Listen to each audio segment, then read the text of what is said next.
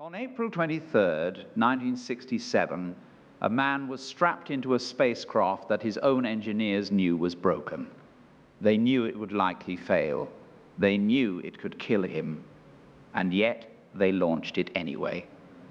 This is the true story of Vladimir Komarov, a cosmonaut who didn't just die in space history.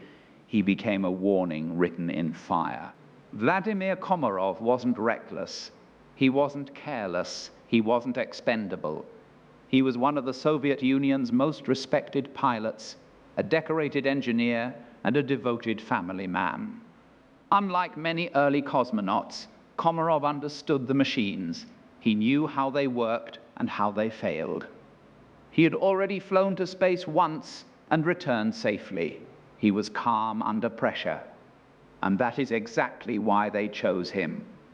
The year was 1967. The Cold War was raging. The space race was everything. The Soviet Union needed a victory fast. They rushed the launch of Soyuz 1, a spacecraft meant to showcase Soviet superiority. But behind closed doors, engineers whispered the truth. More than 200 known design flaws.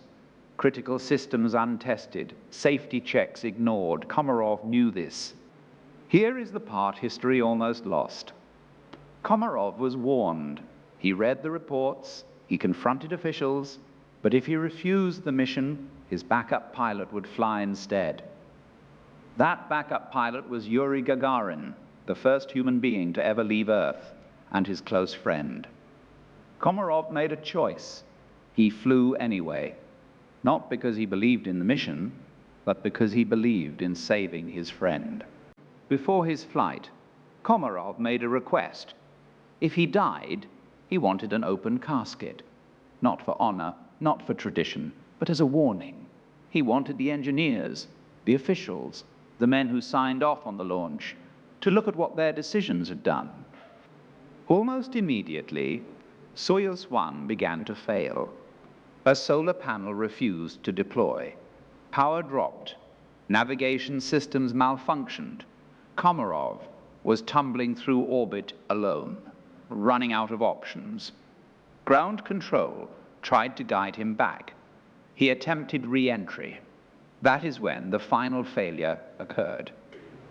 The parachute system failed. The main parachute did not deploy. The reserve parachute tangled. Soyuz 1 slammed into the Earth at full speed. Komarov died on impact. Some accounts say his final transmission was filled with rage. Others say silence. What we do know is this. When the wreckage was recovered, there was almost nothing left. He became the first human to die during a space mission, not because of space, but because of politics. When his remains were recovered, there was very little left of him. Yet his request was honored. Those who attended the funeral were confronted with the cost of silence, with the reality of rushing progress, with a human being reduced to evidence. The Soviet Union buried Komarov with full honors. His ashes were placed in the Kremlin wall. But the truth stayed buried for decades. His death forced massive redesigns.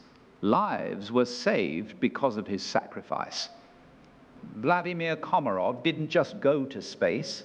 He exposed the cost of rushing progress and paid for it with his life. So the next time you look up at the stars, remember this. Progress is not measured by how fast we go, but by how many lives we are willing to protect along the way.